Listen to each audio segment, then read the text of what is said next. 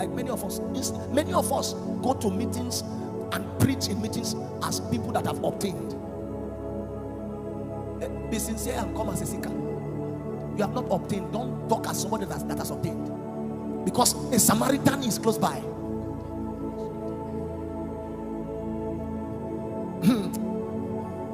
And then she brings her seed and says, man of God, you really blessed me. And then she asked that question. And all Theophilus Sunday and Patrick could do is, oh Father, you know, our religious rules. You are impacting nothing because you are a seeker. You don't have anything. You have not handled anything. Be truthful and pray in sincere prayer. You know, many of us, you are too high-minded. Probably because you followed your father or a man of God to the meeting, and you saw how people were gathering him, and then you went to minister, people came to gather you too. You want to do what he has done. You don't have his experience. Calm down. Be truthful and tell them, okay, me too, I'm looking for what you are looking for. That's what has killed many young men. Many. It's a life. After your meeting will last at least 3 days. After the meeting, you have days to live. Worship is life. It's not even a lifestyle. It's not. I can change my lifestyle, but I don't think I would decide not to live.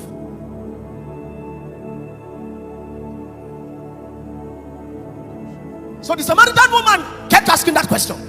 She kept asking. Everybody she met that carried something that looked like what she was looking for, she kept asking. Our fathers worshipped on this mountain. Even on this mountain, people were healed. There are some things I'm trying my best not to say. On this mountain, blind eyes were open. While we were worshiping, angels came. While we were worshiping, a lot of strange things happened. Yet, you Jews say what we are doing is not correct. And then Jesus, the woman said, I perceive that you are a prophet. I have carried the question. Yeah, thank you for my husband matter. But there is a desire in my heart. You are talking as somebody that has obtained. A Samaritan is close by. Some people carry this question in their heart for 12 years, waiting for answers. And so if they see anything that looks like what they are looking for, they come with everything that they have. And say, sir, you say worship. You see everything we have experienced. But you people say worship must be done like this. Why is this one not correct? And the men of God that she has met for long did not have an answer. And guess what? In the day that she got answer, it was not in the worship meeting, it was by the well. Yes, what I'm trying to tell you is that worship is what I'm trying to tell you is that Jesus was not carrying worship on the head. He has it as life. Yes. You know, many of us have capacity to stay and wait on the Lord and receive instructions to put up a meeting, but we don't have instruction on how to live our everyday life. Are you understand? You can receive an instruction on how to do a one-day worship meeting, and the theme is deep connect unto deep. Yes, and you are only deep for the day of the meeting. After the day of the meeting, is shallow call unto shallow. Yes, what I'm trying to tell you is that you don't have the life, and it's only He that has the life that can dispense it even outside the meeting. And then she kept asking that question, and everything that Jesus was telling her, she didn't understand. She said, okay, no problem. Our fathers told us that the Messiah will come. The Messiah. You see, I discovered that she met with Jesus, but at the end of her journey, she met the Messiah. Yes. Because when she said, our fathers told us that the Messiah will come, Jesus said, I am He.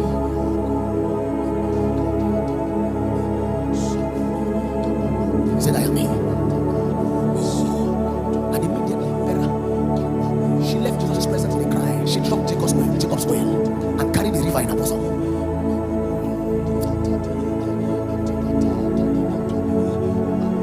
She dropped the jar of Jacob's well that she was carrying, and then she carried the river. And then she had one message on her mouth: come and see the man. Every genuine worshiper must meet with Jesus, but meeting with Jesus is not the tail end. You will meet the Messiah. Yes, the Messiah. And when He leaves you, you will have one message. One. Oh, worship minister, music minister, what is your message to your generation? You came and all that you know is to travel from one place to another. You don't have a message. It means you have not met the Messiah. You haven't. You haven't. Come and meet the man. Come. It was not two. She kept shouting, come and meet the man. And her message was not fading. But it was because she was flowing. You know, if it's you and I, we want to improve on the message. Yes, we want to modernize it. Oh, there was no need. There was no need. There was no need, because the waters that flows from her is ancient. Ancient. She was no longer carrying a well. She carries in her bosom. What? A river. You remember the river that flowed in the book of Ezekiel? That one was negotiating. It came to the ankle, later to the knee. The waist is what the Samaritan woman does not have time for that process. She went into Samaria. Come and see the man, and there was no negotiation. I discovered from scripture that the size of a good river is 10 cities. You are not the source of the river. The river it was flowing before even your ancestor came. And Jesus' intention is not that you remain a well, because wells don't have capacity to be fresh. Only rivers do. And the reason why rivers have the capacity to be fresh is that they flow. Wells don't. Wells don't contain many people. Wells wait until people come to them, but rivers flow to anywhere.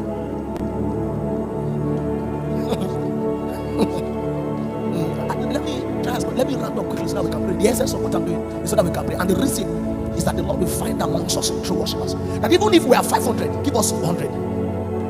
Yes, if we are 500, just give us 100 true worshippers. I've come to understand that no territory is too hard for a worshiper to take. No territory. No territory. No place is too much. It's too dangerous for a worshiper to take. We will see that in a few moments. You know, how many of us have seen the wave of an ocean? You see, when the wave of an ocean flows to the seashore, anything it finds on the seashore, it does what? It will push it back into the ocean. It will bring it back to the ocean. Probably you met the Messiah, and he permitted it to flow from him like a wave from the ocean. When you went into Samaria, what did you come back with? You came back with the gold of Samaria. But when the woman went to Samaria, she came back with the souls of Samaria. Many of you went for ministration from the Lord. What you returned with was honorarium. What you returned with was a name for yourself. What you returned with, she went from Jesus with a message. She went. Oh, when she met with the Messiah, she flew in. She went as a mighty wave. Not that one that negotiates with men. You want to listen to a message or not, she will carry you. She was that strong. She was that strong. She could pull anything to a master. Saibanana huli alumba bahade alumba nete hita ai paratande sene fide na ai panate yele sedili ya paria nato